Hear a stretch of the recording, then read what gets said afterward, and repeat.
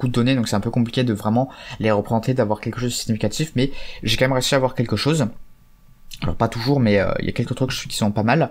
Donc alors Pregnancies, du coup, comme j'avais ici affiché, alors il n'y a pas vraiment grand chose d'intéressant. Vous voyez que là on a un affichage en fait où vous voyez qu'il y a beaucoup de personnes qui ont beaucoup entre 0 et 2,5 enfants.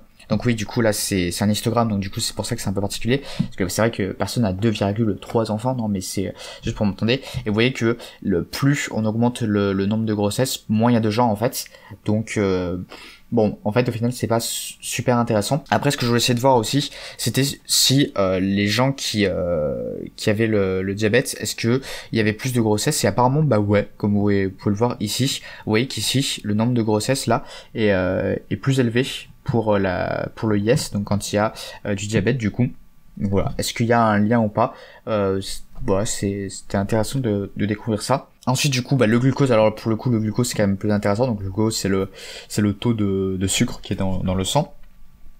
Donc là, du coup, ce que j'ai fait, c'est que j'ai fait un plt.ist. Alors j'ai fait aussi un truc comme ça, donc je vais l'expliquer. Ce sera pareil hein, pour Pregnancies. Donc là, ça veut dire qu'ici, je récupère toutes les lignes, et là, je récupère la colonne. Donc là, je récupère la colonne 1, sachant que ça commence à l'index 0, les colonnes. Donc c'est à dire que c'est pas la première, c'est la deuxième colonne. Et la deuxième colonne, si on affiche ici, vous voyez, on a Pregnancies et glucose. Donc c'est à dire que c'est celle-ci. Voilà, donc je sélectionne en fait juste la colonne, où est-ce que je suis allé là? Juste la colonne en fait glucose. Voilà. Ensuite, quand on l'affiche, donc vous voyez qu'on a une répartition du glucose. Donc vous voyez qu'on a un peu une courbe en cloche, alors pas trop non plus, hein, mais ça suit un peu ça. Et en fait, ce qu'on va faire, c'est qu'on va essayer de voir, on va essayer de distinguer ceux qui ont le diabète et ceux qui l'ont pas. En fait, parce que là on voit pas s'il y a vraiment une différence. Donc du coup c'est ce qu'on va faire ici. Donc là ce que j'ai fait c'est que j'ai fait glucose no D, donc no diabetes, donc pas de diabète. Donc je récupère du coup les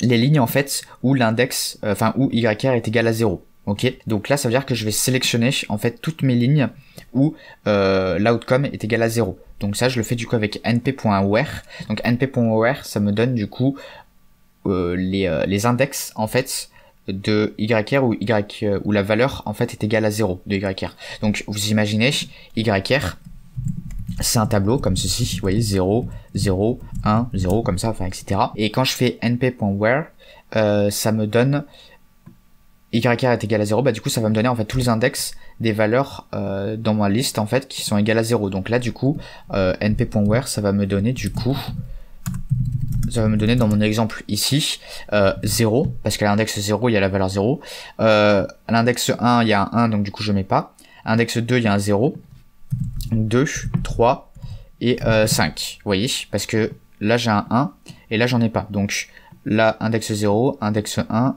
index 2, index 3, index 4, index 5, et donc là du coup j'ai des index, et du coup ce que je vais faire c'est que je vais avoir une liste d'index comme ceci, hop. Et cette liste d'index, du coup, elle va être ici, vous voyez, ce que ça va me donner. Et du coup, je vais juste sélectionner, en fait, les lignes qui sont à cet index, en fait. Donc, par exemple, si elle a la ligne 460, du coup, je vais récupérer la ligne 460. Enfin, si elle a l'index 460, je vais récupérer, en fait, du coup, la ligne 461, ou la ligne, du coup, qui a l'index 460, je vais récupérer que la première colonne, donc, enfin, la colonne à l'index 1, pardon, donc la deuxième colonne. Voilà. Donc c'est ce que je fais, et là le principe est le même, sauf que je récupère en fait les index en fait où YR est égal à 0, YR est égal à 1, c'est-à-dire les valeurs qui sont égales à 1. Voilà. Donc c'est juste ça. Ok. Ensuite je fais un reshape. Alors oui, ça c'est un peu embêtant, il y a de la manipulation, un peu de trucs comme ça.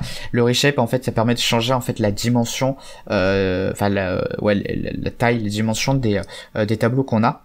Donc en fait là ce qui me fallait ici, donc c'était qu'il fallait que je reshape du coup glucose no D et D et glucose D, glucose sans diabète et avec diabète, pour avoir du coup un tableau qui me permet d'être présentable en fait pour Matplotlib.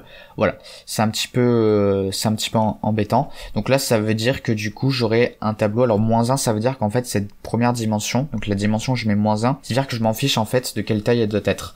Mais par contre les autres il faut que je dise une taille spécifique. Donc là en colonne je veux juste une colonne en fait. Donc en gros ce que je veux c'est c'est un peu comme un vecteur en fait, c'est à dire que du coup je vais avoir un truc comme ça, c'est à dire que je vais ou comme un vecteur, vous pouvez vous imaginer ça, ou une matrice du coup de taille n1, c'est-à-dire n lignes et une colonne. Voilà, là c'est ce que je veux ici. Et ensuite du coup ce que je fais c'est que j'affiche du coup mes variables en fait du coup. Donc là j'ai distingué du coup ceux qui le taux de glucose de ceux qui sont non diabétiques et ceux qui sont diabétiques. Donc là j'ai un premier histogramme. Là j'ai le deuxième du coup avec ceux qui ont le diabète et ensuite je les superpose. Ok, et donc là vous voyez que y a une différence du taux de glucose entre ceux qui n'ont pas le diabète et ceux qui ont le diabète. Ceux qui ont le diabète, vous voyez ici, il y en a quand même pas mal, ils ont un taux de glucose beaucoup plus élevé que les non diabétiques. Après c'est pas toujours vrai à 100%, vous voyez que ici ça se superpose. Il y a des gens qui ont le diabète et qui n'ont pas le diabète et qui ont le même taux de glucose. Mais vous voyez que quand même que en général ceux qui n'ont pas de diabète, ils sont beaucoup plus situés vers un taux qui est égal à 100, autour de 100, alors que ceux qui ont le diabète, c'est plus centré autour de 125. Vous voyez, 125, 130. Voilà. Donc, ça permet toujours de voir un petit peu mieux. Donc, là, c'était plutôt intéressant de voir un petit peu ça, de voir un peu l'importance aussi du glucose. Alors après, on peut dire, bah ça c'est plutôt évident. Oui, mais ça c'est si on connaît déjà bien le sujet. Après, c'est pas forcément le cas. C'est que des fois, vous avez des datasets, vous n'êtes pas forcément un expert de tout, mais c'est toujours intéressant, voilà, de faire quelques petites représentations de données. Ok, donc ça c'était un petit peu pour la visualisation. Maintenant du coup on va tester des algorithmes en fait et essayer de voir celui qui est le plus intéressant. Donc c'est-à-dire celui qui nous permet de faire le plus de prédictions sans se tromper, en fait le plus de bonnes prédictions sans se tromper.